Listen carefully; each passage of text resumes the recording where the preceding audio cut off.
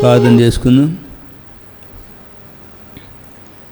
సర్వకృపానిధిగా మా తండ్రి, సర్వాధికరణ మా ప్రభు, మహోన్నతుని మా తండ్రి, మహాగణుడిని మా తండ్రి, సకల ఆశీర్వచన స్తోత్రములకు పాత్రుడైన దేవా స్తుతించి ఆరాధించి ప్రశ్న అద్భుతకరుడు, ఆశ్చర్యకరుడు, బలవంతైన దేవుడు, నిత్యరగు తండ్రి, సమాధానకర్తగా అధిపతున్నది గమి స్తోత్రాలు. సర్వకృపానిధి తండ్రి ఉన్నది గమి స్తుతించి ఆరాధించి ప్రశ్న మహిమైశ్వర్యం గల దేవా మీకు స్తుతిస్తూ ఆరాధిస్తూ ప్రశ్న ప్రభు, ఉదయకాలం నుండి వరకు కాచి కాబట్టి భద్రపరిచి మీ కృపలో జ్ఞాపం చేసుకుని సాయంత్రం సమయంలో మీ సన్నిధిలో జ్ఞాపం చేసుకునేందుకు మీ స్తోత్రాలు. మీ సన్నిధిలో నిత్య సంతోషం, కుడి చేతిలో నిత్య సుఖములు అనుభవించడానికి గొప్ప కృప ఇచ్చినందుకు మీకు స్తోత్రాలు. ఆలస్యమైంది క్షమించిన మనకి ఘనత తెచ్చుకొని అధికారులు లాయపరచమైంది తెచ్చుకొని సమయంతో ప్రశస్తమైందిగా దీవెనకరంగా ఆశీర్వాదకరంగా చేయండి. కనబడని అంధకార శక్తుల ప్రభావాన్ని ప్రత్యేకించి నామని ఘనత తెచ్చుకొని ప్రోషత్తు శాతం దూరపరచమయం పొందని పాటల వాక్యాలు వాద్యములు తోడుపడి మైం తెచ్చుకుని మీరు ప్రార్థన దయ చూపించు. అద్భుత ఆశ్చర్యకి రూపరచు మైం తెచ్చుకుని ప్రోత్సహించండి. మెండైన కృపను కోరుకుంటూ సమస్త ఘనత మహిమ ప్రభావములు మీకే ఆరిపించుకుంటూ ఈ లైవ్ ద్వారా ఉంటున్నటువంటి వారి ఆత్మలకు క్షమాభివృద్ధికరమైనటువంటి సమయంగా దీవించి ఆశించమని మా ప్రభు రక్షకుడు మీ ప్రియకుమారుడైన యేసుక్రీస్తు పరిశుద్ధనామమును స్తుతించి ప్రార్థించి వేడుకొనుచున్నాను తండ్రి, ఆమెన్. ఆమెన్.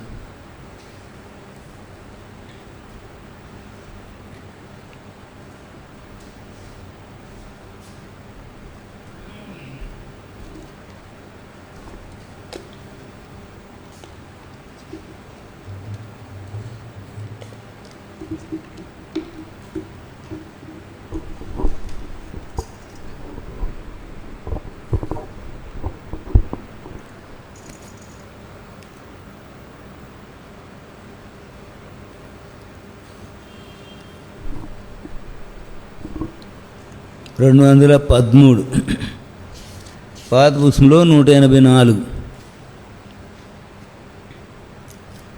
పాట సంఖ్య 213 వాడదాం. పాత పుస్తకంలో 184.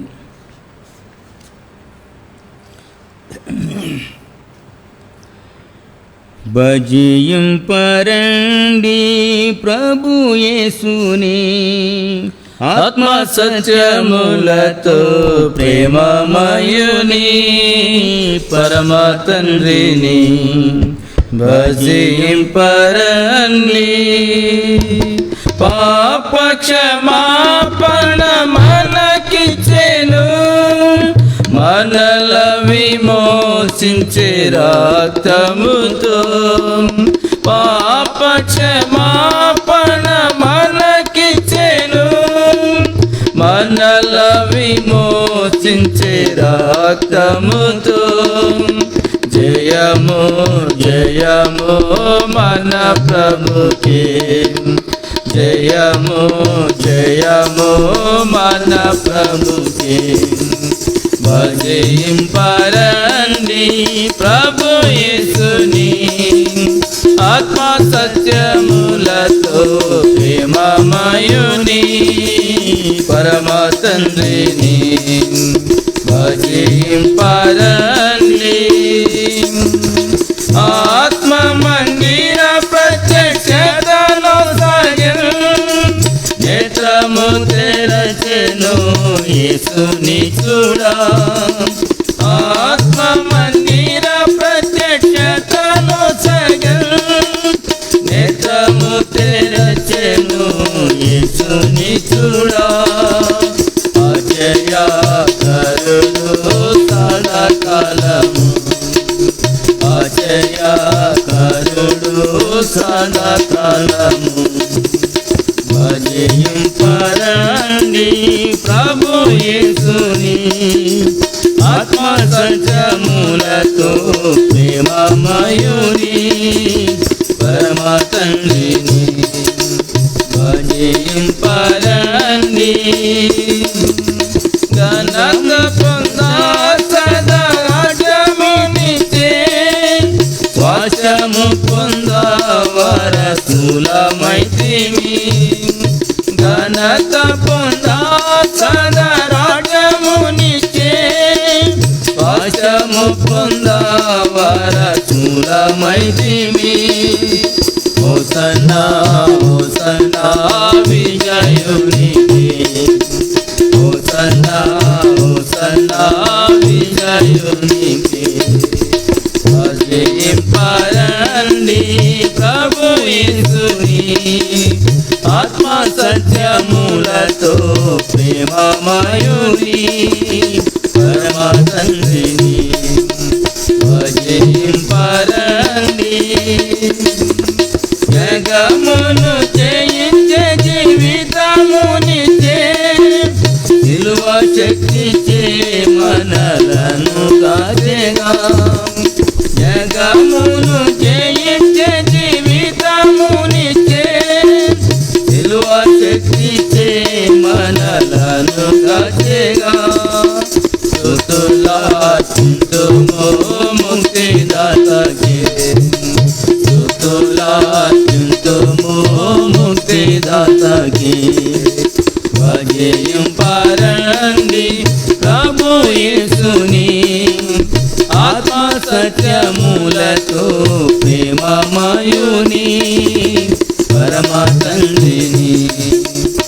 అజయింపరండి సంగము ప్రభుని చేరా చేరి చూచేగా, సదాకాలమాయనతో నుండనెప్పుడు.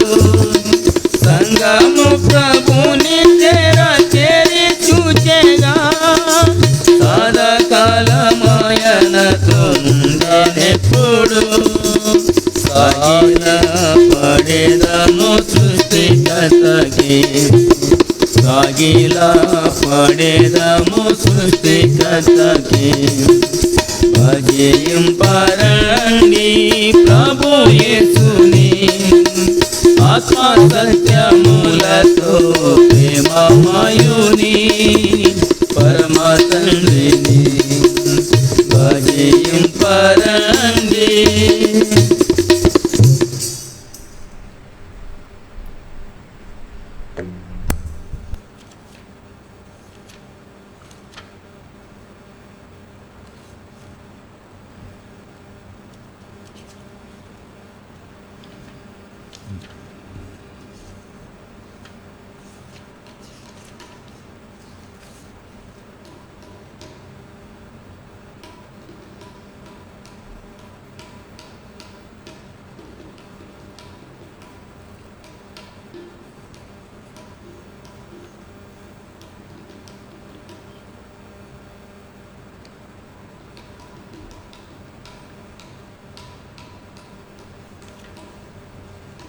మూడు 318, పాత పుస్తకంలో 278.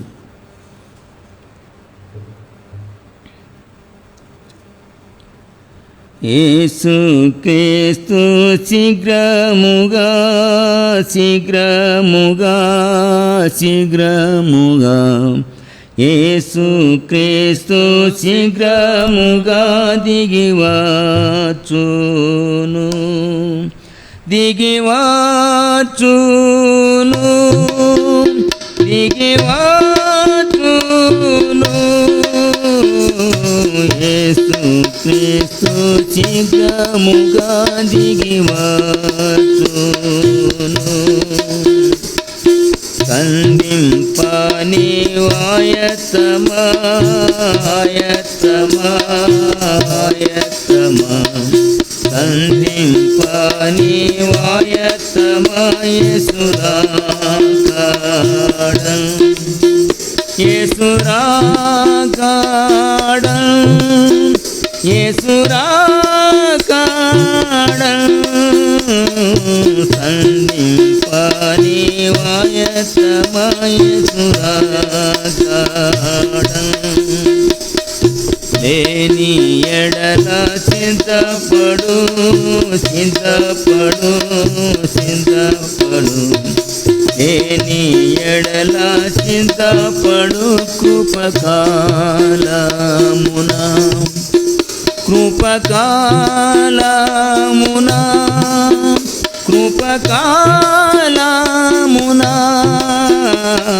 లేని ఎడల చింతపడు కృపకాలమున.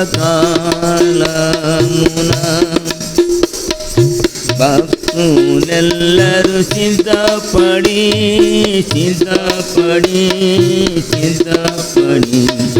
భక్తులెల్లరూ సిద్ధపడి కాచియుందురు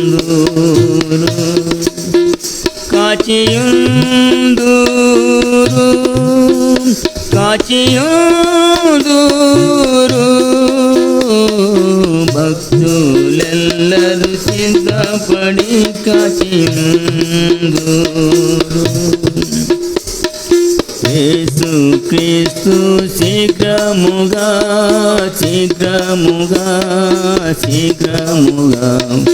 యేసు క్రీస్తు శీఘ్రముగా దిగివాచును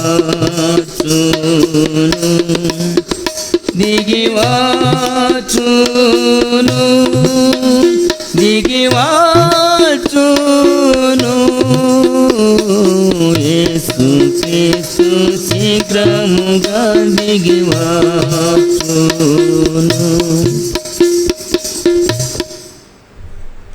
ప్రార్థన చేసుకున్నాం.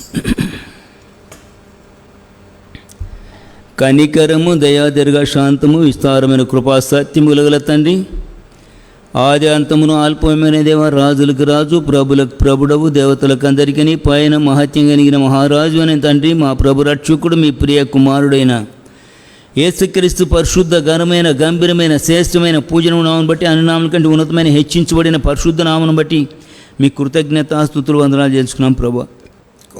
సమయానికి స్తోత్రాలు. పాటలు మహిమ పొందిన దేవుడవు, వాక్యములోనూ మహిమపరచబడు నిమిత్తమై అయోగ్యుని అపాత్రుని భ్రష్టుని ఇచ్చిన కృపలో జ్ఞాపించుకుని మీ కలుసల రక్త ప్రోక్షణ కింద తెచ్చుకుని పవిత్రపరచం. పరలోక సింహాసనం నుండి పరిశుద్ధాత్మని యొక్క స్వరం వినగలిగినట్లు ప్రభా తండ్రి, దానికి ఆటంకరమైన ఆయస్కరమైన మార్గములు నాలో ఉన్నందున మీ కలుసల రక్త ప్రోక్షణ తెచ్చుకొని ప్రభా మీ సన్నిధిలో బతిమలాడుకుంటున్నాను. మీరే సాయించండి. క్షమించడానికి అధికారం కలిగినటువంటి దేవుడు, సిద్ధమైన మనసు కలిగిన దేవుడు, కనికరించి క్షమించి పరిశుద్ధపరిచి శుద్ధి చేయము. ఏషియా 49:2-3 వచనాలు, 51:16, హోషియా 11:3 వాగ్దానం ఇచ్చి నెరవేర్చి నమ్మదగిన దేవుడికి మీకు స్తుతిస్తున్నాం. వాగ్దానం ఇచ్చి నెరవేర్చి సమర్థుడైన దేవుడికి మీకు స్తోత్రాలు.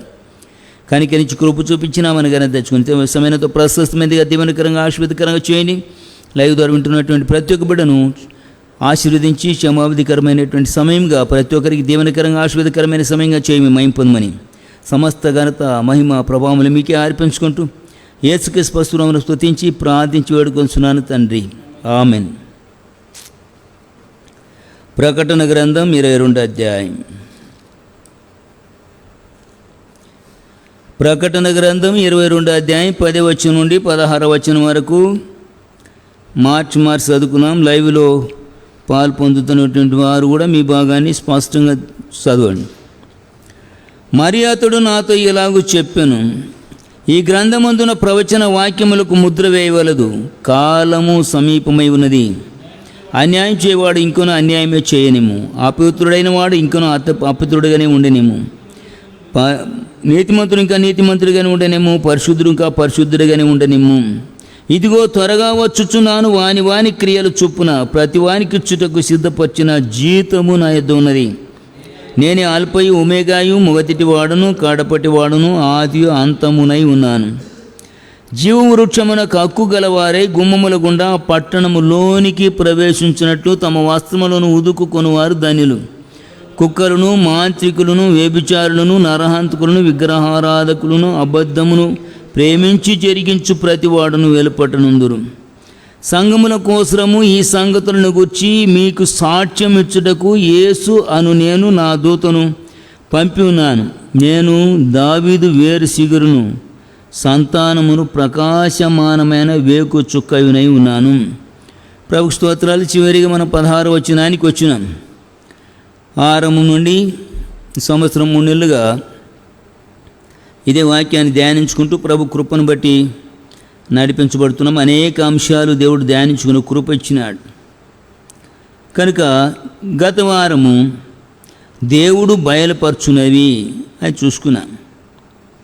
ఇప్పుడు సంఘముల కోసము ఈ సంగతులను గూర్చి మీకు సాక్ష్యం ఇచ్చుటకు, కనుక సాక్ష్యం ఇచ్చుటను గురించి కొన్ని మాటలు ధ్యానించుకున్నాం. సాక్ష్యమును అనే అంశాన్ని గురించి ధ్యానించుకొని ముగించుకున్నాం. యోబు గ్రంథం 16వ అధ్యాయం.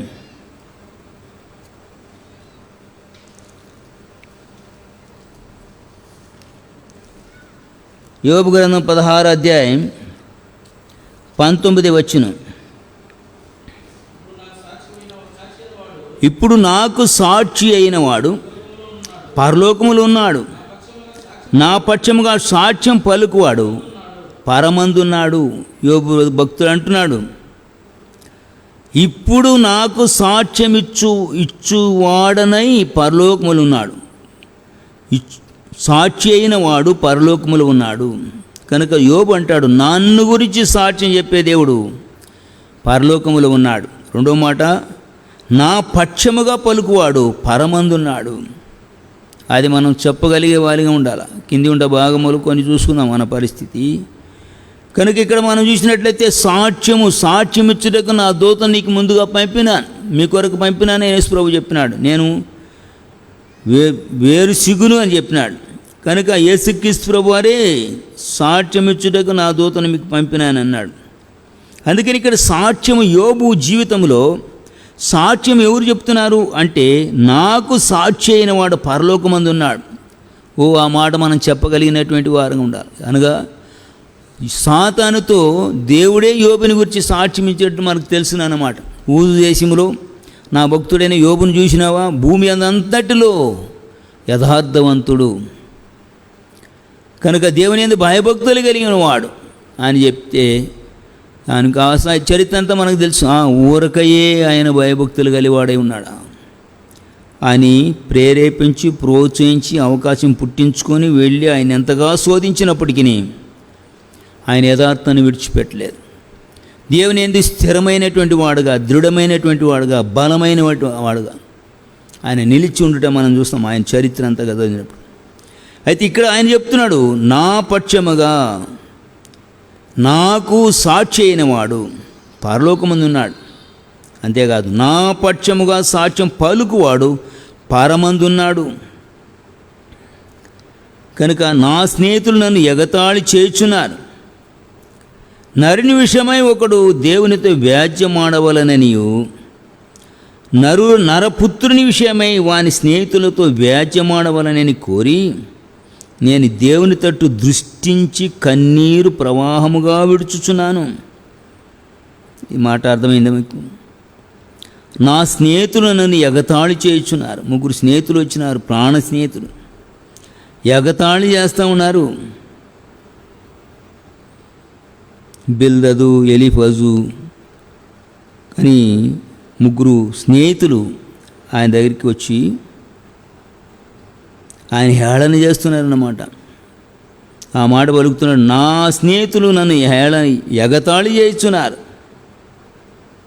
నరుని విషయమై ఒకడు దేవునితో వ్యాజ్యమాడవలననియు, బాగా గమనించాడు, నరుని విషయమై ఒకడు దేవునితో వ్యాజ్యమాడవలననియు, నరపుత్రుని విషయమై వాని స్నేహితునితో వ్యాజ్యమాడవలనని కోరి నేను దేవుని తట్టు దృష్టించి కన్నీరు ప్రవాహముగా విడుచుచున్నాను. నా స్నేహితులని ఎగతాళి చేసిన నరుల విషయమై ఒకడు దేవునితో వ్యాజ్యమాడవలననియు. కనుక నరుల విషయమై దేవునితో వ్యాజ్యమాడడానికి నాకెందుకు? నరపుత్రుని విషయమై వాని స్నేహితులతో వ్యాజ్యమాడడానికి నాకెందుకు కోరిక? ఎందుకు? నేను దేవుని యందు దృష్టి వెంచిన, దేవుని తట్టు దృష్టి నుంచి కన్నీరు ప్రవాహముగా విడుచున్నాను. గనుక నా స్నేహితులకును నన్ను ఎగతాళి చేయవారికిని నరుల విషయంలో వ్యాజ్యమాడు వారికిని దేవునికే అప్పచెప్పినాను. దేవుడే నా సాక్షి. నా పక్షముగా సాక్ష్యం పలుకువాడు పరమందున్నాడు. నాకు సాక్షి అయిన వాడు పరలోకములో ఉన్నాడు. ఆ విషయం మనం చెప్పగలిగినామంటే ఎంతో ధనిలం. ఎందుకు? సమస్తములో సొంత ప్రాణ స్నేహితులే ఎగతాళి చేస్తున్నప్పటికీ, హింసిస్తున్నప్పటికీ, మాటలతో పొడుస్తున్నప్పటికీ, బాకులాంటి మాటలు ఆయన ఎంతో దుఃఖపెడుతున్నప్పటికీ కన్నీళ్లు ప్రవాహముగా విడుచుచున్నాను. ఎక్కడ? నేను దేవుని తట్టు దృష్టి ఉంచి.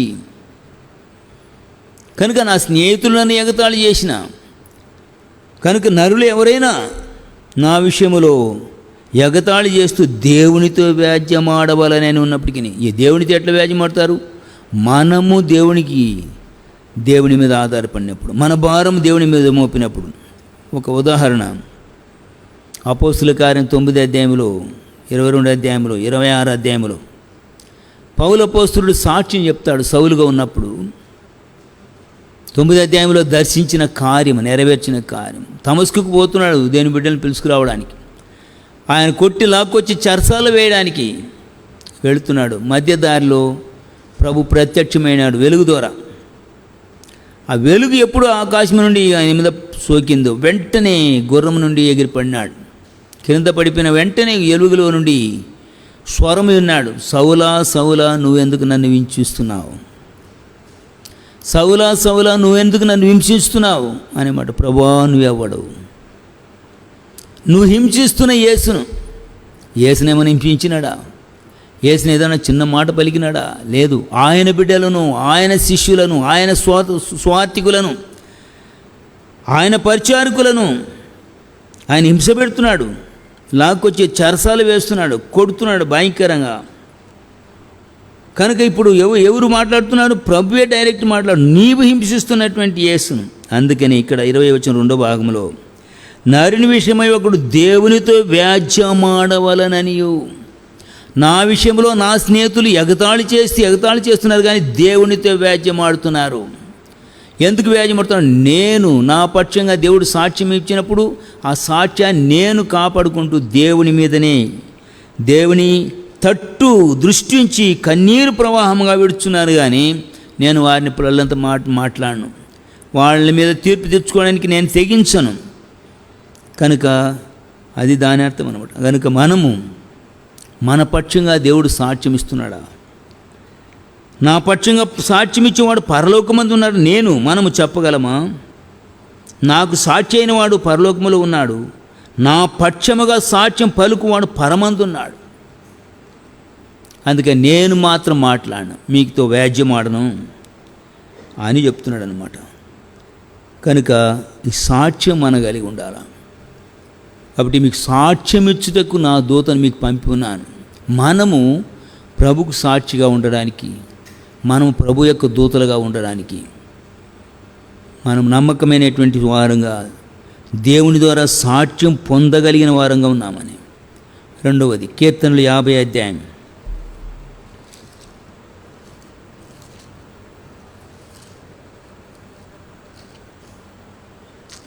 కీర్తనల గ్రంథం 50 అధ్యాయం 7వ వచనం. నా జనులారా నేను మాట్లాడబోచున్నాను, ఆలకించుడి.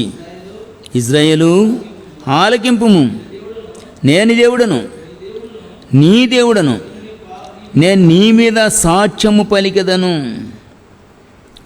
ఇక్కడ ఇది కూడా గొప్ప మాట. ఏంటి? నా జనులారా నేను మాట్లాడబోచున్నాను, ఆలకించుడి. ఇజ్రాయేలు ఆలకించుము. ఎవరు ఇజ్రాయేలు? విమోచించబడినటువంటి ఆత్మీయ ఇశ్రాయేలీలు, వాగ్దాన సంబంధమైనటువంటి ఇశ్రాయేలీలు. కనుక ఇజ్రాయేలు ఆలకించుము, నేను దేవుడను, నీ దేవుడను, నేను నీ మీద సాక్ష్యం పలికెదను. నీ బలుల విషయమై నేను గద్దించలేదు, నీ దహన బలులు నిత్యము నా ఎదుట కనబడుచున్నవి. నీ ఇంట నుండి కోడెనైనను, నీ మందలుండి పొట్టేళ్ళనైనా నేను తీసుకోనను. అడవి మృగములన్నీ, 1000 కొండల మీది పశువులన్నీ నావే కదా. కొండల్లోని పక్షులన్నీ నేను ఎరుగుదును. పొలములోని పశువాదులు నా వశమని ఉన్నవి. లోకములోని పరిపూర్ణతయు నావే, లోకము దాని పరిపూర్ణతయు నావే. అందుకని ఆయనకు ఏమి చెల్లించినా మనము సాక్ష్యం పొందడానికి వీలేదు. అందుకని 4, 5, 6 వచనాల్లో ఆయన తన ప్రజలకు న్యాయం తీర్చుటకై బలి అర్పణ చేత నాతో నిబంధన చేసుకొనిన నా భక్తులను నా ఎదుకు సమకూర్చుడని మీది ఆకాశమును భూమిని పిలుచుచున్నాను. దేవుడు తానే న్యాయకర్త అయి ఉన్నాడు.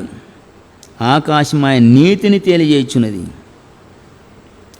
కాబట్టి ఆకాశమును భూమిని పిలుచుచున్నాడు, సాక్షిగా పిలుస్తున్నాడు.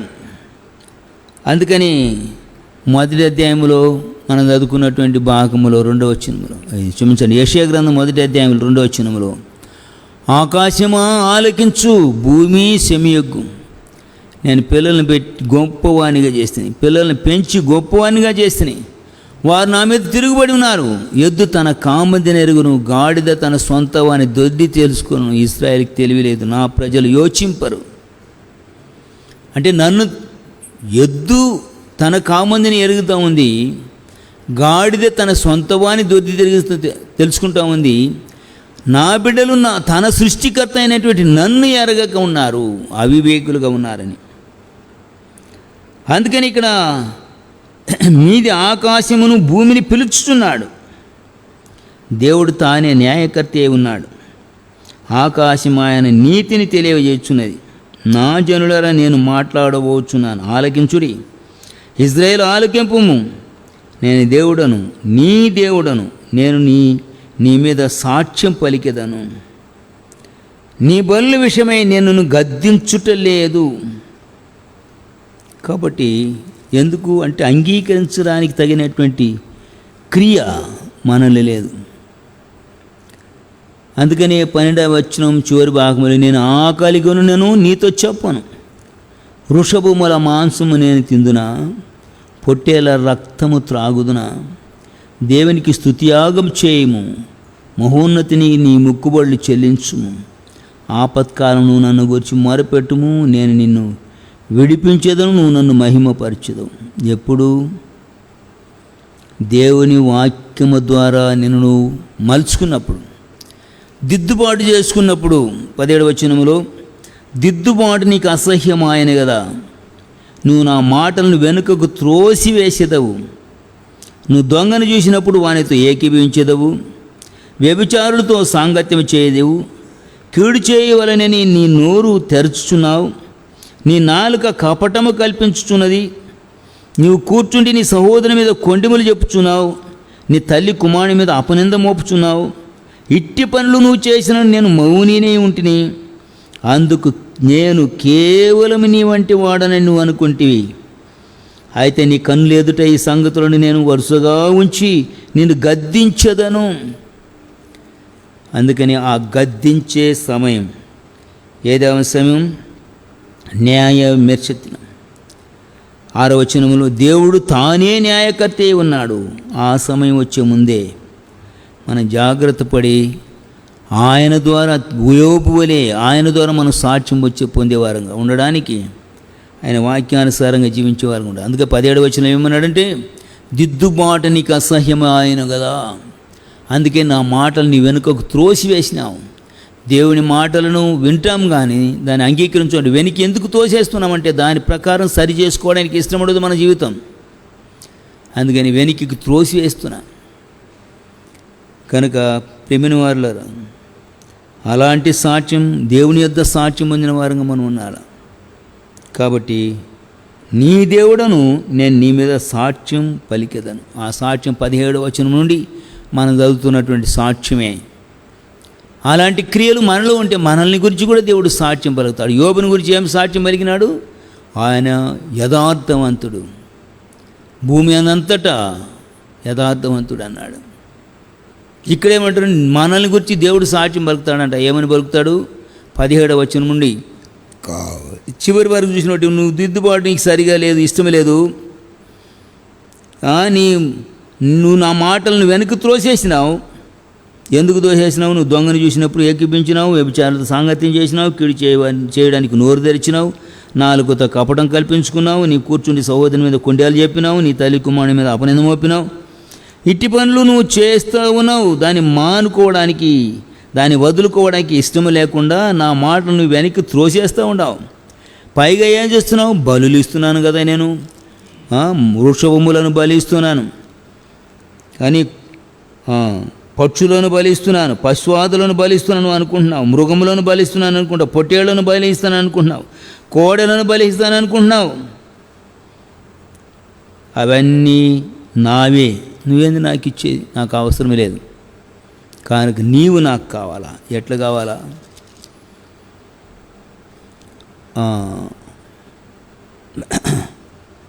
14-15 వచనాల్లో దేవునికి స్తుతి యాగము చేయుడి, బలియాగము కాదు. బలియాగం కాదు, నువ్వు బలిచ్చే పశువాదులు పక్షులు సమస్తము నావే, కానీ నీవు స్తుతి యాగము చేయి. నా కుమారుడైన యేసుక్రీస్తు ప్రభువారు, సృష్టికర్త అయినటువంటి యేసుక్రీస్తు ప్రభువారు మీ కొరకై కృపావరముగా ఈ లోకానికి పంపబడినటువంటి నా ప్రియ కుమారుడు నీ కొరకు బలియాగముగా అర్పించుకున్నాడు, నేనే అర్పింపజేసినాను అంటాడు దేవుడు. అయితే ఇప్పుడు నువ్వేం చేయాలి? స్తుతి యాగం చెల్లించు, మహోన్నతునికి నీ మొక్కుబళ్ళు చెల్లించు. ఏది ఆ మొక్కుబళ్ళు? స్తుతి యాగమే. కనుక నీ జీవితం మార్చుకో. 16 వచనం, భక్తిహీనులతో దేవుడు ఇట్లు సెలవిచ్చుచున్నాడు, భక్తిహీనతను తొలగించుకో. 17వ వచనం నుండి 21 వచనం వరకు ఉన్నటువంటి మాటలన్నిటినీ నుండి తొలగించుకో. అందుకని 22 దేవుని మరచువారులారా దీన్ని యోచించుకొనుడి, లేనిడలా నేను మిమ్మల్ని చీల్చివేయదును, తప్పించువాడు ఒక్కడు లేకపోను. కనుక చీల్చివేయకమునిపై 23వ వచనంలో, స్తుతి యాగం అర్పించువాడు నన్ను మహిమపరచుచున్నాడు, నేను వానికి దేవుని రక్షణ కనపరచునట్లు వాడు మార్గము సిద్ధపరచుకొనెను. అది మన సిద్ధపాటు గురించిన ముగింపుగా ఉండాలి. ముగింపుగా స్తుతి యాగం అర్పించువాడు నన్ను మహిమపరచున్నాడు, నేను వానికి దేవుని రక్షణ కనపరచునట్లు వాడు మార్గము సిద్ధపరచుకొనున్నాడు. ఎప్పుడు ఈ క్రియలన్నీ నీలో నుండి తొలగించబడాలంటే దేవుని మాటలను త్రోసివేయకుండా అంగీకరించి దాని ప్రకారం జీవించడానికి నీ మనసుని సిద్ధపరచుకొని, ఒకవేళ ఇక్కడ రాయబడినటువంటి 17వ వచనం నుండి 21వ వచనం వరకు రాయబడినటువంటి క్రియలు నీలో ఉన్నట్లయితే, మనలో ఉన్నట్లయితే, వాటిని పశ్చాత్తాపముతో దేవుని సన్నిధిలో ఒప్పుకొని ఆయన రక్త ప్రోక్షణ కిందకి వచ్చినట్లయితే ఆయనకు మనం మంచి సాక్షులుగా నిలబడతాం. మన సాక్ష్యం ఇతరులకు ప్రయోజనకరంగా ఉంటుంది. మన సాక్ష్యం ఇతరులను దేవుని సన్నిధికి ఆకర్షించేదిగా ఉంటుంది. మన సాక్ష్యము ఇతరుల ద్వారా, అన్యుల ద్వారా కూడా మహిమపరచబడేదిగా ఉంటుంది. షడ్రక్, మెషక్, అబేద్నెగో, దానియేలు, నెహెమ్యా వాళ్ళ ద్వారా, అన్య రాజుల ద్వారా, వాళ్ళ క్రియలను బట్టి, వాళ్ళ ప్రేమను బట్టి, వాళ్ళ విశ్వాసాన్ని బట్టి అన్య రాజుల యొక్క నోటి ద్వారా దేవుడు మహింపరచబడినాడు. విగ్రహారాధన చేసుకునే రాజులు వాళ్ళు దానియేలు దేవుడే నిజమైన దేవుడు, షడ్రక్, మెషక్, అబేద్నెగో దేవుడే నిజమైన దేవుడు, నెబుకద్నెజర్ అన్నాడు, బెల్షాజర్ అన్నాడు. కనుక అలాంటి సాక్ష్యం అన్యుల ద్వారా మన నిమిత్తమై దేవుని నామం మహింపరచబడే సాక్ష్యం మనం కలిగి ఉండేవారుగా ఉండాలి. మీకా గ్రంథం 1వ అధ్యాయం 3వదిగా, మీకా గ్రంథం 1వ అధ్యాయం 2వ వచనం,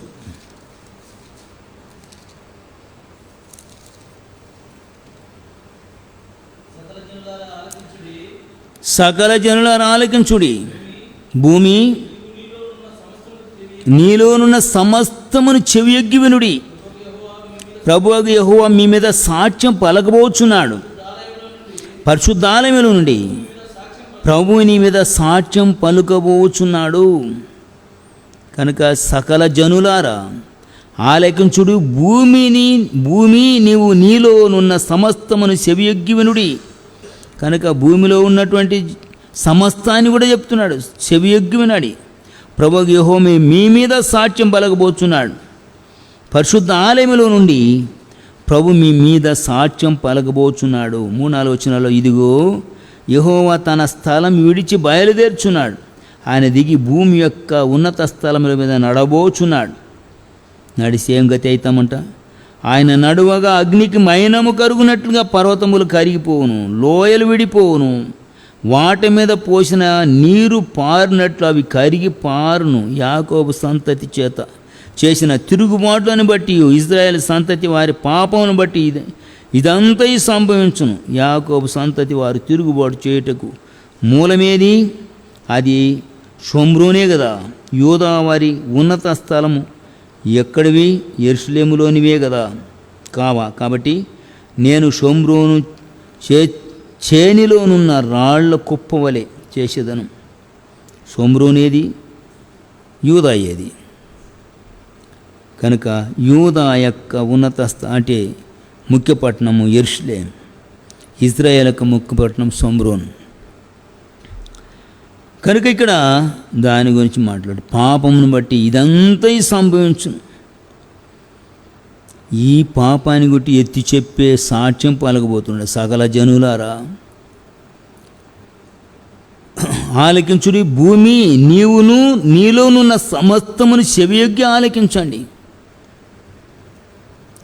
యెషయా గ్రంథం 1:2 భూమి ఆలకించు, ఆకాశము ఆలకించుము, భూమి చెవియొగ్గుము. ఆ మాట చదివినప్పుడు భయం నాకు. అది సువార్త కొడి కొరకై అది వాళ్ళని ధ్యానించుకుంటూ వస్తున్నాం. అధ్యాయం అంటే ఎందుకు భయం అంటే మనం జీవించేది ఎక్కడ? భూమి మీద. దేని కింద? ఆకాశం క్రింద. ఇప్పుడు ఆకాశానికి కనబడకుండా నన్ను నేను దాచుకునేది ఎక్కడ? సరే, భూమికి కనబడకుండా నేను ఎక్కడ దాచుకోవాలా? ఆయన నేను నివసిస్తున్నటువంటి, నేను నిలబడుతున్నటువంటి భూమినే సాక్షిగా వాళ్ళకు పిలుస్తున్నాడు. నేను క్రింద ఉన్న ఆకాశము క్రింద ఉన్నాను, ఆకాశాన్నే సాక్షిగా పిలుస్తున్నాడు. ఎక్కడ దాక్కోవాలా? కనుక ఆ భూమి నా యొక్క ప్రతి క్రియలు, ప్రతి చూపు, ప్రతి తలంపు సమస్తం కూడా భూమి ఆయనకి ఎత్తి చూపెడుతుంది. సాక్ష్యం చెప్తుంది నా బతుకుని గురించి, మన బతుకుని గురించి, మన జీవితాన్ని గురించి. ఆకాశం చూస్తూ ఉంది, అది పలుకుతుందంట, సాక్ష్యం పలుకుతుందంట. అంతేకాకుండా ఆకాశము నా సింహాసనము, భూమి నా పాదపీఠము. బాధములా కాదు, పాదపీఠము. ఈ మాట లోతుగా గమనించండి. భూమి నా పాదపీఠం. మనం ఎక్కడ జీవిస్తున్నాం? భూమి మీద జీవిస్తున్నా. ఇప్పుడు ఈ భూమి ఎవరికి పీట? దేవుని యొక్క పాదమునికి పీట, యేసుక్రీస్తు యొక్క ఒక్క పాదానికి పీట. ఇప్పుడు మనం ఎక్కడ జీవిస్తున్నాం? భూమి మీద, క్రీస్తు పాదము కింద. గమనించండి, భూమిని ఆకాశాన్ని సాక్ష్యంగా పిలవడం ఒక ఎత్తు, అది భయంకరమైనది. అయితే భూమి నా పాదపీఠము, ఆకాశము నా సింహాసనం. కాబట్టి అక్కడ కూర్చున్నాడు, ఒక్క పాదం పెట్టినాడు, భూమి నిండిపోయింది. ఆ పాదము క్రింద మనం బతుకుతాం, భూమి మీద క్రీస్తు పాదము కింద ఉన్నాం. ఆ పాదాన్ని ఊరికి అట్లా తిప్పినాడు అనుకోండి, కొద్దిగా అట్లా నలిస్తే చీమలు నలిగిపోయినట్లు నలిగిపోతాం. అందుకని ప్రతి క్షణము, ప్రతి అణువు, క్షణములో లక్ష్యవంతు దేవుని కృప ద్వారా జీవిస్తున్నామని గుర్తించాలి. దేవుని కృప ద్వారానే జీవింప చేయబడుతున్నామని గుర్తించాలి. కనుక అదే ఇంతకుముందు గత వారం కూడా చెప్పిన, యోబు గ్రంథం 34:14 దేవుడు తన మనస్సు తన యందే ఉంచుకుని తన శ్వాస నిశ్వాసములు తిరిగి తన ఎద్దుకు, శ్వాస నిశ్వాసములు. కనుక నోరు ముక్కు మూసుకుంటే 10 నిమిషాలు చచ్చిపోతాం, కొంచెం 5 నిమిషాల్లోనే చచ్చిపోతాం. అలాంటిది ఆ గాలి వదలడం, పీల్చుకోవడము ఆయనదంట, దేవుడిదంట. అది తన శ్వాస నిశ్వాసములను దేవుడు తిరిగి తన ఎద్దుకు తీసుకుని నడలా. నరులందు ఏకముగా నశించిపోదురు, జనులందరూ మరలా ధూళి అయిపోదురు. కనుక క్షణముల లక్ష్యవంతు, కోటివంతు కూడా దేవుని కృప ద్వారా బ్రతుకుతున్నామని గుర్తించాలా. అందుకని ఆయనకు కృతజ్ఞతాస్తుతి చెల్లించడంలో స్తుతియాగము కలిగిన వారమై జీవించాలి. కనుక మనలో ఉన్నటువంటి భక్తిన క్రియలు పరీక్షించుకొని ఆయన మనకు ఆ క్రియల గురించి సాక్ష్యం పలకక మునిపే యోబు చెప్పిన రీతిగా మనం సాక్ష్యం కలిగి ఉండగలిగిన, సిద్ధపాటు కలిగిన వారమై ఉండాలి. 4 మలాకి గ్రంథం 3 మలాకి గ్రంథం 3 సాక్ష్యాన్ని గురించిన అంశంతో మాట్లాడుతున్నాను. 5 తీర్పు తీర్చుటకై నేను మీ యొద్దకు రాగా చిల్లంగి వాళ్ళ మీదను, వ్యభిచారుల మీదను, అప్రమాణికుల మీదను నాకు భయపడక వారి కూలి విషయములో కూలి వారిని, విధవరాండ్రను, తండ్రి లేని వారిని బాధ పెట్టి పరదేశులకు అన్యాయం చేయని వారి మీద దృఢముగా సాక్ష్యం పలుకుదునని సైన్యములకు అధిపత్యకు యెహోవా సెలవిచ్చుచున్నాడు. ఎంత భయంకరం కదా. కనుక మళ్ళీ నిదానం గమనించండి.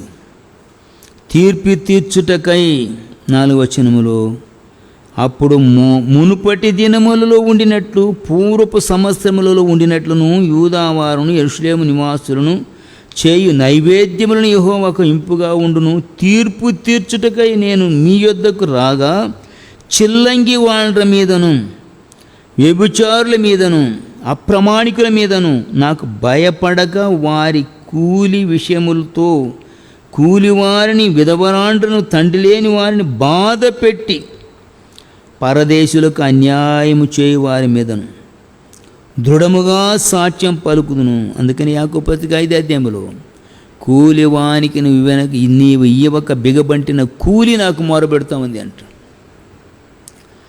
భయంకరం. అందుకని ఇక్కడ కూలివారిని విధవరాండ్రను తండ్రి లేని వారిని బాధ పెట్టి పరదేశులకు అన్యాయం చేయు వారిని మీదను దృఢముగా సాక్ష్యం పలుకుదునని సైన్యములకు అధిపతిగా యెహోవా సెలవుచున్నాడు. యెహోవా నిన్ను గురించి నన్ను గురించి సాక్ష్యం పలకబోయేది క్రియలు ఇవి. వీటిని అన్నిటిని గురించి సాక్ష్యం పలుకుతాడు. పలికిన తర్వాత 5వ వచనం మొదటి భాగంలో తీర్పు తీరుస్తాడు. కనుక ఈ సాక్ష్యం ఇట్టి సాక్ష్యము నుండి తొలగించబడి యథార్థమైన పరిశుద్ధమైన సాక్ష్యం కలిగి ఉంటే ఈ తీర్పుకు తప్పించుకుంటాం. ఆయన ద్వారా యోబు వలె మంచి సాక్ష్యం పొందిన వారమే ఉంటాం.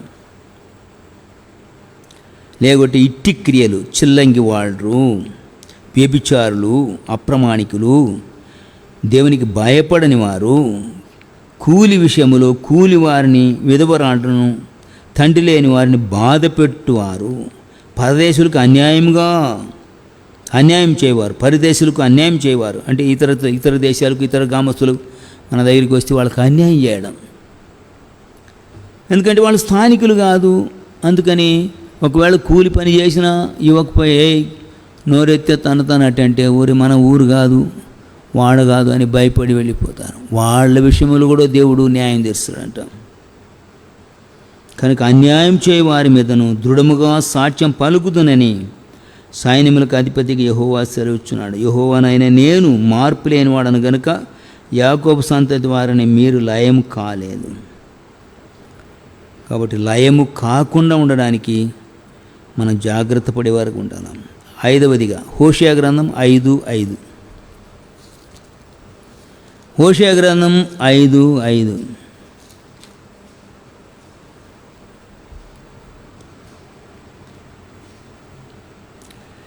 ఇశ్రాయేలు యొక్క అతిశయాస్పదము అతని మీద సాక్ష్యమిచ్చును. ఇజ్రాయేలు వారును ఎఫ్రాయిము వారును తమ దోషములో చిక్కుబడి తొట్టిల్చున్నారు.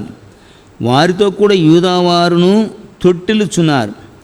వారు గొర్రెలను ఎడ్లను తీసుకొని యెహోవాను వెదకబోదురని పోదురు. కానీ ఆయన వారికి తన్ను మరుగు చేసుకొనినందున వారికి కనబడకుండును. యెహోవాకు విశ్వాసఘాతుకులై వారి అన్యులై పిల్లలను కనిరి. ఇంకొక నెల అయిన తర్వాత వారు వారి స్వాస్థ్యములతో కూడా లయమగుదురు. ఎవరి స్వాస్థ్యముతో కూడా? అన్యుల స్వాస్థ్యముతో కూడా లయమైపోతారు. అన్యులతో కలుసుకొని పిల్లలు కనుక్కున్నారంట. కనుక మనము విశ్వాసులమే. అనేక సార్లు పిశాచి పడుతుంది మనల్ని. ఎందుకంటే కట్నానికి ఆశపడో, ఉద్యోగానికి ఆశపడో, ఆస్తులకు ఆశపడో, దేనికో రక్షణ లేని కుటుంబాల్లో చేసుకుంటాం. చేసుకొని బలి ఎవరయ్యేది? చేసుకున్న వాళ్ళు. తర్వాత చేసుకునే సమయంలో బలి అయ్యేది ఎవరంటే సేవకుడు. ఎందుకు? రక్షణ లేని వారిని పిలుచుకొచ్చి ముల్సాల, బాప్తిస్మియాల, పెళ్లి చేయాల. మళ్ళీ వాళ్ళ తడక మళ్ళీ బలం ఉంటుంది కుటుంబంలో. వాళ్ళ భార్య భర్తల మధ్యలో మళ్ళీ ఉంటుంది. నెక్స్ట్ రెండవ కథ. మొదటి కథ ఇబ్బంది పెట్టే దేవుడిని అంటే సేవకుని. బాప్తిస్మియాల, మేము ఎప్పటి నుండి ఈ సంఘానికి వస్తున్నాం అనుకున్నావు, మాకు సహకరించవా? మా కొడుకు పెళ్లి కావాలా, లేకుంటే మా కూతురికి పెళ్లి కావాలా, ముంచు అంటూ. కనుక చివరికి అది వచ్చేది శాపానికే. నేను సోమాజిగూడలో సేవ చేస్తున్నప్పుడు ఒక ముగ్గురు వచ్చినారు. వచ్చిన తర్వాత బాబు నమస్తే అండి అన్నారు. నమస్తే బాబు గారు, మీరెవరు అంటే మేము ఇక్కడే సిటీలోనే ఉంటామండి. పక్కన ఏరియా చెప్పినారు, మర్చిపోయినా. అక్కడ నుండి వచ్చిన ఏం విషయం చెప్పండి అని. మా అబ్బాయి మీ క్రైస్తవుల అమ్మాయిని ప్రేమించినాడు. వాళ్ళేమో వాడు బాప్తీసం తీసుకుంటేనే మేము పిల్లని ఇస్తాము అంటూ ఉన్నారు. అందుకని మా అబ్బాయికి నువ్వు బాప్తీసం ఇవ్వాలా అన్నారు. నేను ఇవ్వను అన్నాడు. డబ్బులు ఇస్తామండి, నేను ఇవ్వను. 10,000 రూపాయలు ఇస్తామండి, ఇవ్వను. 1,00,000 రూపాయలు ఇచ్చినా ఇవ్వను. ఏందయ్యా ఇంత కఠినంగా మాట్లాడుతున్నా? అవును, బాప్తిస్ము అంత ముంచేది కాదు అని కూర్చొని పెట్టుకొని వాళ్ళకి సువార్త చెప్పిన. అప్పుడు నేను బాప్తిస్మ ఇస్తా.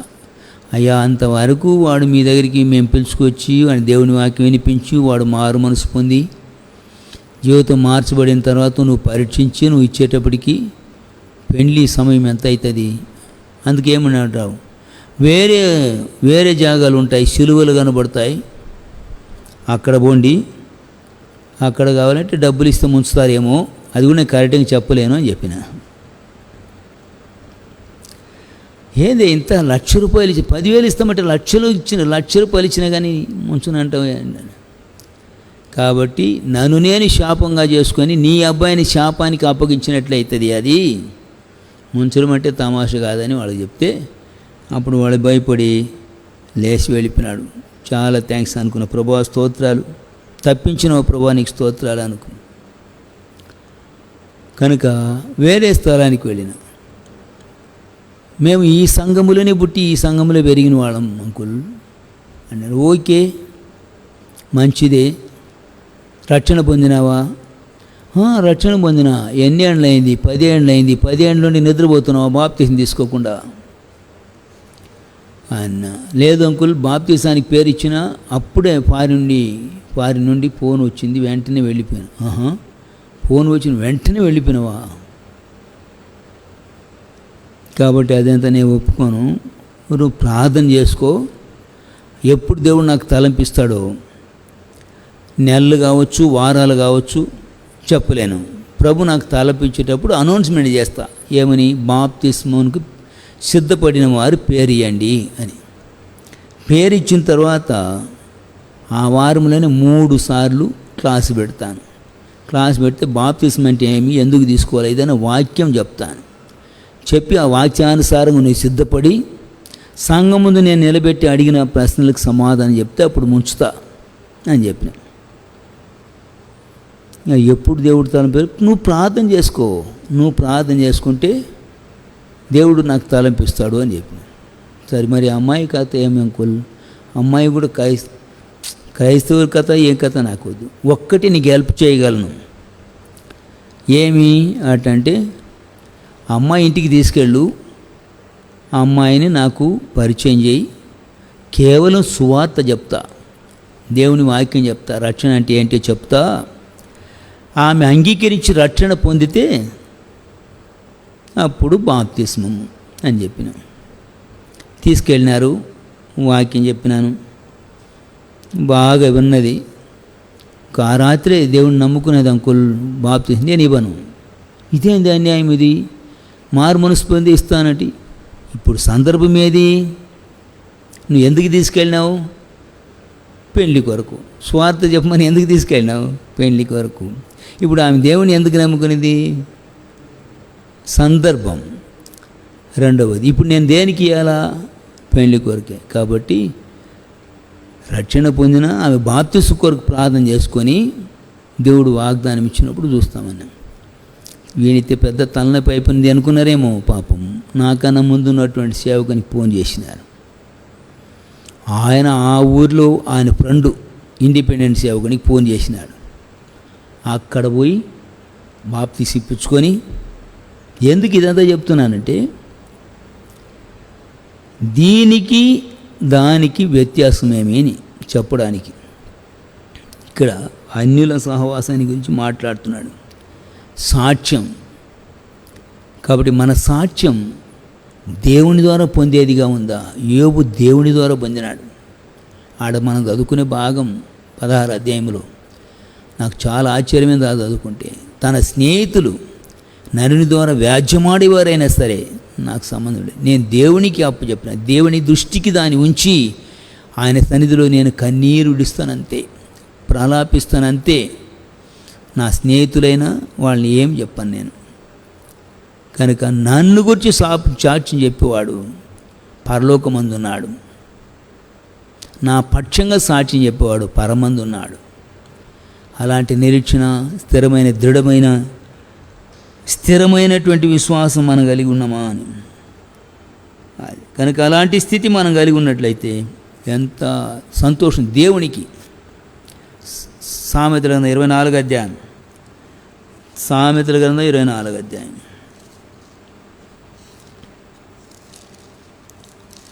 28వ వచనం.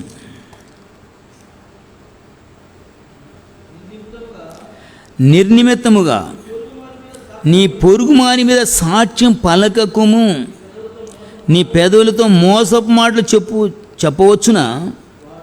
వాడు నాకు చేసినట్లు వానికి చేసేదను, వాని క్రియలు చొప్పున వానికి ప్రతిఫలం ఇచ్చేదనని అనుకొనుకుము. కనుక ఇది ఏం చెప్తున్నాడు? నిర్నిమిత్తముగా నీ పొరుగు వాని మీద సాక్ష్యం పలకకుము, నువ్వు పెదవులతో మోసపు మాటలు చెప్పవచ్చునా? వాడు నాకు చేసినట్లు వానికి చేసేదను, వాని క్రియల చొప్పున వానికి ప్రతిఫలం ఇచ్చేదని అనుకొనకుము. కాబట్టి ఎదుటి వానికి కీడు ఉండెను, దూలగొండ్లు దాన్ని కప్పి ఉండెను, దాని రాతి గోడ పడి ఉండెను. నేను దాన్ని చూచి యోచన చేసుకుంటుని, దాన్ని కనిపెట్టి బుద్ధి తెచ్చుకుంటుని. ఇంకా కొంచెము నిద్ర, ఇంకా కొంచెము కునుకుపాటు, పరుంటుటక ఇక కొంచెము చేతులు ముడుచుకుంటా, వీటి వలన నీకు దరిద్రత పరిగెత్తి వచ్చును.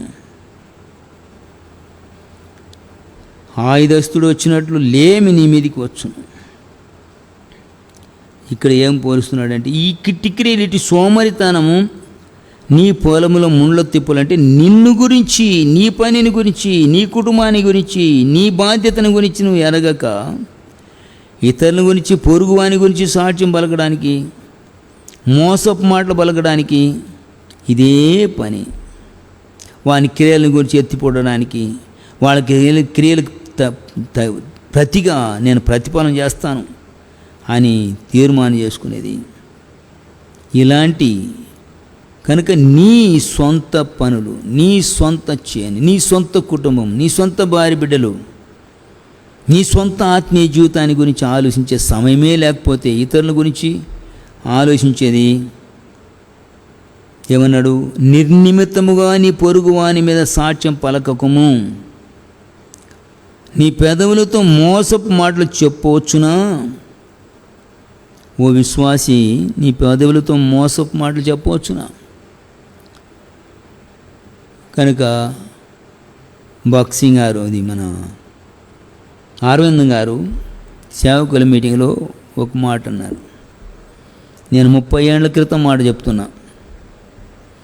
సేవకుల మీటింగ్లో వాక్యం చెప్తా, మొట్టమొదటి వరుసలో నరకములో మొట్టమొదటి వరుసలో ముందుగా నిలబడేది ఎవరు అన్నాడు. ఎవరు? సేవకులు, అందరూ సేవకులే. అప్పుడు నేను సేవలో లేను. వేరే సేవకుల మీటింగ్ అంటే సేవకుల మీటింగ్ ఉండే జాగాలకి బరమజోసఫ్ గారు స్వార్థ కొరకే తీసుకెళ్తాడు. అక్కడ స్వార్థ బృందంలో నేను ఉన్నాను. నాకేందంటే ఈ సేవకులు కదా, వీళ్ళకి మంచి మంచి హెచ్చరికలు ఉంటాయి అని అక్కడ పోయి కూర్చునేవాడిని. వాళ్ళందరూ టిఫిన్ చేసి ఇంకా ప్రార్థన చేసేటప్పుడు టిఫిన్కి వెళ్ళి టిఫిన్ చేసి వాళ్ళు వ్యాన్ ఎక్కే లోపల పోయి కూర్చునేవాడిని. మళ్ళీ రిటర్న్ స్వాత ముగించుకొని భోజనానికి వచ్చేటప్పటికి వాళ్ళు భోజనం చేసుకొని సెకండ్ సెక్షన్లో కూర్చొని ఉంటారు సేవకులు. లేటుగా వస్తాం కదా మేము, 2:30 అట్లా అవుతుంది. ఇంకా అందరూ వెళ్ళిన వెంటనే ఏం చేస్తారంటే కాళ్ళు మొహం కడుక్కొని భోజనానికి కూర్చుంటారు. నేనే దిగిన వెంటనే సేవకుల మీటింగ్లో కూర్చుంటా, వాక్యం వింటా కొంతవరకు. ఇంకా బరమజోసఫ్ గారు వచ్చి వ్యాన్లో ప్రార్థన చేయడానికి ముందు కూర్చొని పెట్టుకొని ఇద్దరు ముగ్గురు సిస్టర్స్, 2 బ్రదర్స్ చేయండి అంటాడు. అది సంఘం అన్నమాట, సిస్టర్స్ బ్రదర్స్ అంటే. వాళ్ళు ప్రార్థన చేసేటప్పుడు అప్పుడు లేచిపోయి భోజనం దాని 5 నిమిషాలు తినేసి వాళ్ళు పోయి వ్యాన్ ఎక్కేటప్పుడు పోయి కూర్చుంటాం. ఆ సమయంలో విన్నటువంటి వాక్యం ఏమంటే మాట మొట్టమొదటి మనసులో ఉండేది సేవకులు,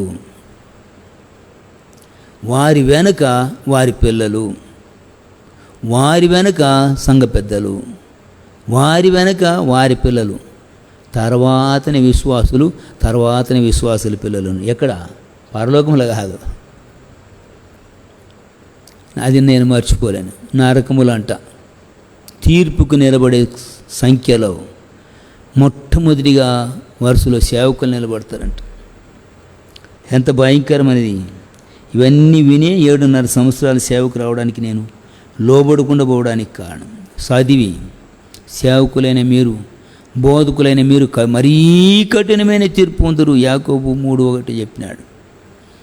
రోమపత్రిక 2వ అధ్యాయంలో అనేకులు మీరు బోధకులు కాకుడి అన్నాడు.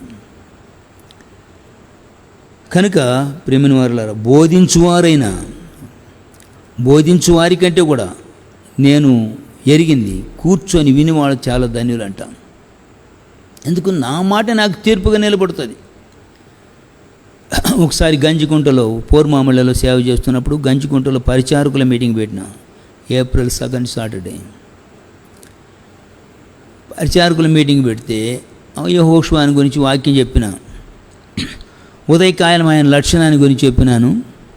సాయంత్రం భోజనం తర్వాత 2nd సెక్షన్లో ప్రార్థన సమయంలో ఆయన ఒబేను గురించి చెప్పిన. యెహోషువ ఒబేను గురించి చెప్తూ నేను ఫస్ట్ ఒబే మస్ట్ ఒబే అని మాట బర్మా జోసెఫ్ గారి దగ్గర మేము నేర్చుకున్నాము అని సాక్ష్యం చెప్పిన. మీటింగ్ అయిపోయింది, ప్రార్థన అయిపోయింది, ప్రార్థన అంతా అయిపోయింది. ఇంటికి వెళ్ళిన పూర్వమామళ్ళకి వెళ్ళి ఇంకా కుటుంబ ఆరాధన చేసుకొని భోజనం చేసి కూర్చున్నా బయట అన్నోళ్ళకి మంచం మీద కూర్చుంటే వెంటనే ఫోన్ వచ్చింది. ఎప్పుడు నుండి రేపు ఉదయం 7:30 లోపల నువ్వు ఎర్రగుంటలలో ఉండాలని. నాకు వణుకొచ్చింది. ఎందుకయ్యా? పరిచరిక అన్న, ట్రాన్స్ఫర్ అన్నాడు. నాకు వణుకొచ్చింది. 2 నిమిషాలు నోరు మెదపలేకపోతున్నాయి. ఆయనేమో అంకుల్ చెప్పంకుల్ అంటున్నాడు. ఎప్పుడు నుండి ఫోన్ చేసిన అబ్బాయి. నాకెందుకు వణుకొచ్చింది? 3:30కి నేను ఇచ్చినటువంటి వాక్యము ఇప్పుడు నాకు తీర్పుకి నిలబడింది.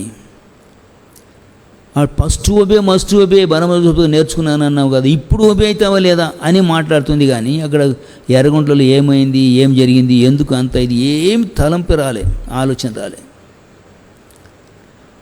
కనుక 2 నిమిషాలు నోరు మెదపలేకపోయినా వణుకొచ్చేసింది. 3:30కి ఇచ్చిన మెసేజ్ కరెక్ట్గా 11:40 నాకు తీర్పుకి నిలబడింది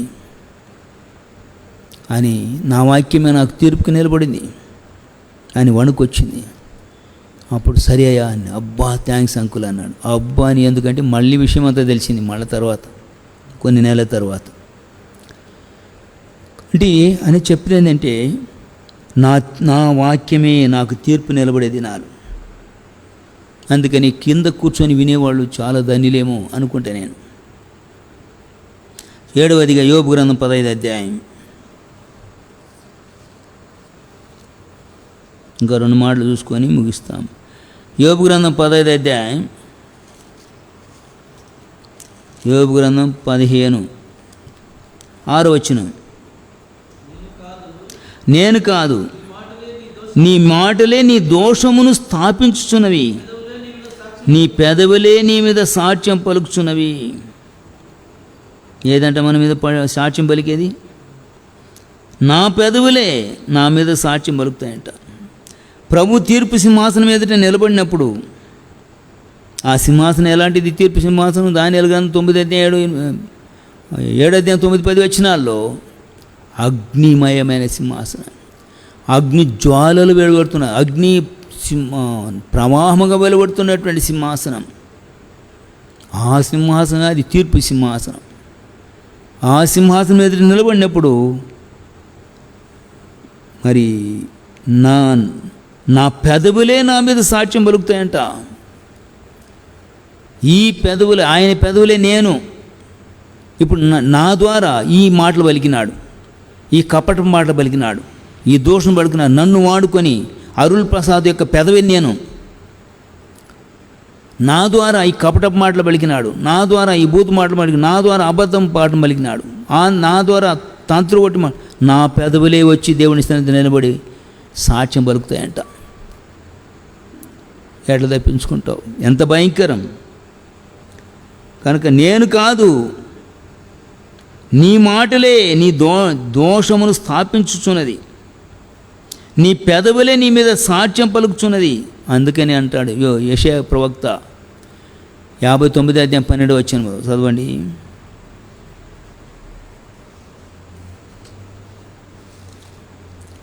యాభై 59:12 అక్కడ ఎవరు సాక్ష్యం పలుకుతున్నారు?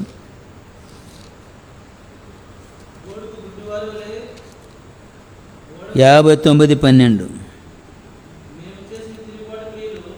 నేను చేసిన తిరుగుబాటు క్రియలు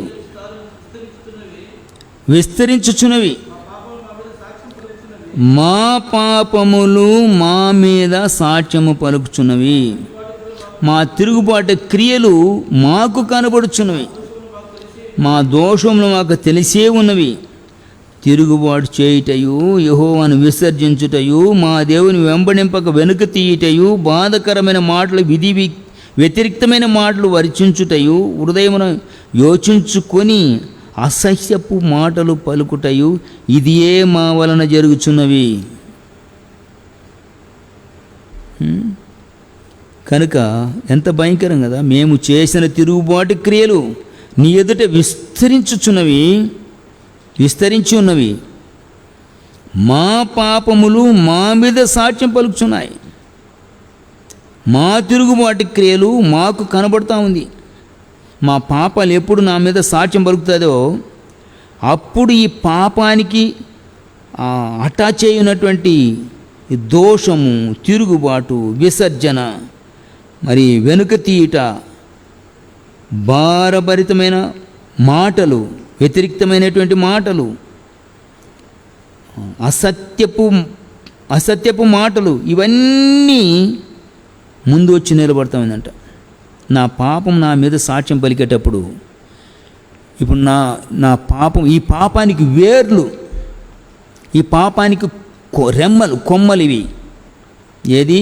పాపం నిలబడి నన్ను గురించి, నా పాపము నన్ను గురించి నాకు సాక్ష్యం చెప్తున్నప్పుడు అక్కడ వచ్చి నిలబడతాయి ఇవన్నీ. ఏది? తిరుగుబాటు క్రియలు, దోషము, మరి విసర్జించుట, యెహోవాను విసర్జించుట, వెంబడింపక వెనుక తీయుట, బాధకరమైన మాటలు, వ్యతిరేకమైన మాటలు, హృదయములో యోచించుకున్న అసత్యపు మాటలు, ఇవే మా వలన జరుగుతున్నాయి. కనుక ఈయన వలన ఇదే జరుగుతున్నాయి అని నా పాపములే నా మీద సాక్ష్యం పలికే పరిస్థితి. అందుకని నీ దోషములు నా మీద దోషారోపణ చేయనన్నాడు ఇర్మియా ప్రవక్త. మా దోషములు మా మీద దోషారోపణ చేయి. పాపాలు సాక్ష్యం చెప్తున్నాయి, దోషములు దోషారోపణ చేస్తున్నాయి. 7:14 ఇర్మియా గారు, నా దోషములు నా మీద దోషారోపణ చేస్తూ ఉన్నాయి. అందుకని ప్రియమైన వారులారా, మన సాక్ష్యం ఎట్లా ఉంది? మీ కొరకు సాక్ష్యం పలుకుటకు నా దూతను మీ కొరకే పంపినాను. ప్రకటన గ్రంథం 22:16 కాబట్టి ఇప్పుడు మనం ఎక్కడ తప్పించుకోవాలా? మన సాక్ష్యం యోబు చెప్పే సాక్ష్యం లేని మన సాక్ష్యం ఉంటే ఎంతో ధన్యత. అక్కడి నుండి ధ్యానించుకున్నటువంటి దాదాపు 8 వచనాలు మనకే కీడు, మన పెదవులే మనకి కీడు, మన పాపాలే మనకి కీడు, మన దోషాలే మనకి కీడు, మన క్రియలే మనకి కీడు తెప్పించేదిగా ఉంది. మొత్తం అది నిలబడి సాక్ష్యం పలికేదిగా ఉంది. చూడండి, మీకా గ్రంథము 9వ, మీకా గ్రంథం 6:1 ముగిస్తాను.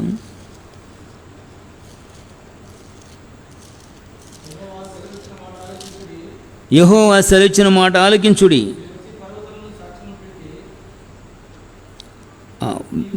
నీవు వచ్చి పర్వతములను సాక్ష్యం పెట్టి వ్యాజ్యమాడము, కొండల నీకు స్వరము వినబడనిమ్ము. తన జనుల మీద యెహోవాకు వ్యాజ్యము కలదు, ఆయన ఇశ్రాయేలు మీద వ్యాజ్యం ఆడుచున్నాడు. నిశ్చలములై భూమికి పునాదులుగా ఉన్న పర్వతములారా, యెహోవా ఆడు వ్యాజ్యం ఆలకించుడి. నా జనులారా, నేను మీకేమి చెప్పుడి, మీకేం చేసి తిని మిమ్మల్ని ఎలాగో ఆయాసపరిచితిని అది నాతో చెప్పుడి. కనుక ప్రభు ప్రశ్నిస్తున్నాడు, ఎక్కడ మిమ్మల్ని ఆయాసపెట్టినానయ్యా? ఎందుకు మిమ్మల్ని ఎక్కడ కలవరు పెట్టినాను? మిమ్మల్ని ఎక్కడ మిమ్మల్ని మీతో నేను వ్యాజ్యం ఆడితిని? కనుక అందుకని ఇక్కడ ఏమంటారు, తన జనుల మీద యెహోవాకు వ్యాజ్యము కలదు. ఆయన ఇశ్రాయేలు మీద వ్యాజ్యమాడుచున్నాడు. నిశ్చలమై భూమికి పునాదులుగా ఉన్న పర్వతములారా, ఈ భూమికి పునాదులుగా ఉన్న పర్వతములారా, యెహోవా ఆడు వ్యాజ్యమును ఆలకించండి. ఇక్కడ వ్యాజ్యం మీద సాక్షిగా ఉంచున్నాడు పర్వతాలని. అందుకని మొదటి వచనంలో యెహోవా సెలవిచ్చిన మాట ఆలకించుడి. నీ వచ్చి పర్వతములను సాక్ష్యం పెట్టి వ్యాజ్యమాడము, కొండలకు నీ స్వరము వినబడనిమ్ము. కాబట్టి మన సాక్ష్యము యోబు సాక్ష్యం వలె ఉండేదిగా ఉండకపోతే ఇలాంటి సాక్ష్యాల ద్వారా తీర్పుకే నిలబడాల్సినటువంటి గతి మనకు పడుతుంది. కనుక రండి యోబు గ్రంథం 16-19 మరోసారి చదువుకొని, ప్రకటన 22-16 చదువుకొని ముగించుకుందాం. యోబు గ్రంథం 16 అధ్యాయం. ఇప్పుడు నాకు సాక్షి అయిన వాడు పరలోకములో ఉన్నాడు, నా పక్షముగా సాక్ష్యం పలుకు వాడు పరమందున్నాడు. ఈ మాట మనం పలకగలిగిన 22వ వచనములో 21, నరపుత్రుల విషయమైన నా స్నేహితులతో వ్యాజ్యమాడవలనని కోరి నేను దేవుని తట్టు దృష్టించి కన్నీరు ప్రవాహముగా విడుచున్నాను. దీని అర్థమేమి? నా స్నేహితులతో నేను వ్యాజ్యమాడాలని కోరిక నాకు ఉంది, అయినా నేను ఆడను. నేను దేవుని తట్టు దృష్టించి కన్నీరు విడిచి ప్రవాహం దేవుని వ్యాజ్యమాడమని చెప్పేస్తాను. ఆ వ్యాజ్యాన్ని దేవునికి అప్పగించేస్తాను. అది మన సాక్ష్యముగా ఉండాలి. అంటే ప్రకటన గ్రంథం 22:16.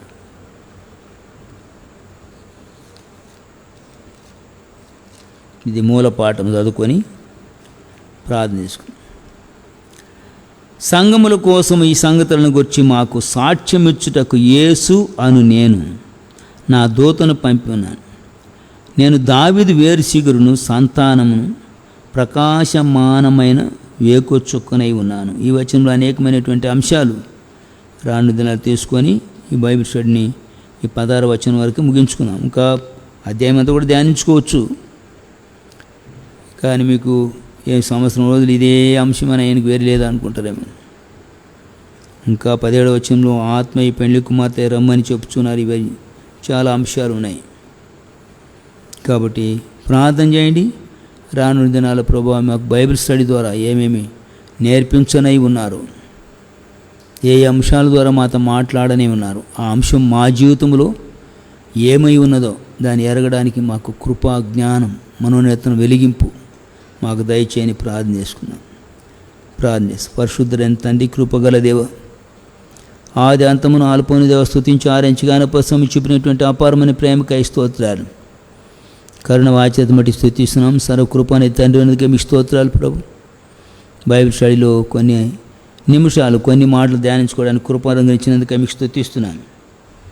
దగ్గర తండ్రి, ఆలస్యంగా ప్రారంభించినప్పటికీ మీ మహాకృప చూపించినందుకే మీకు స్తోత్రాలు. అద్భుతకరణ దేవుడానికి మీ స్తుతిస్తూ ఆరేస్తూగానే పోస్తున్నాం. దయాదాక్షిణ్య పూర్ణ దేవ స్తుతిస్తున్నాం. పాటలతో కలిపి ఒకే గంట మాత్రమే ధ్యానించుకునే కృప ఇచ్చినందుకు మీ స్తుతిస్తున్నాను. వాక్యాన్ని నాలమాల ఫలింపు చేయము. వింటున్నటువంటి లైవ్ ద్వారా వింటున్నటువంటి వారందరిలో క్షేమాభివృద్ధి దయచేయము. వాళ్ళకు క్షేమము ప్రభా, దిద్దుబాటు, సిద్ధపాటు, పరిశుద్ధమైనటువంటి అలంకరణ మీరు దయచేయం. పరిపూర్ణత దయచేయం. సిద్ధపాటు, రాజ్యం కొరకని సిద్ధపాటు దయచేయం. అద్భుతకర గురుజు పరుషమైతే మీ ద్వారా సాక్ష్యం పొందే సిద్ధపాటు దయచేయం. సమస్త ఘనత, మహిమ, ప్రభావాలు అర్పించుకుంటూ యేసుక్రీస్తు పస్తురామును స్తుతించి ప్రార్థించి వేడుకున్నాను తండ్రి, ఆమేన్. మన ప్రభు అయిన యేసుక్రీస్తు కృప, తండ్రి అయిన దేవుని యొక్క ప్రేమ, పరిశుద్ధాత్మ దేవుని యొక్క సహవాసం సమకూడి మనకందరికీ కేసు రాకుండా అపేక్షించు సమస్త పరిశుద్ధులకును లైవ్ ద్వారా విని అంగీకరించిన ప్రతి ఒక్క బిడ్డకును యుగ యుగములు సదాకాలము తోడైండునుగాక. ఆమెన్. ఆమెన్. Praise lord. ప్రభువు మిమ్మల్ని దీవించునుగాక.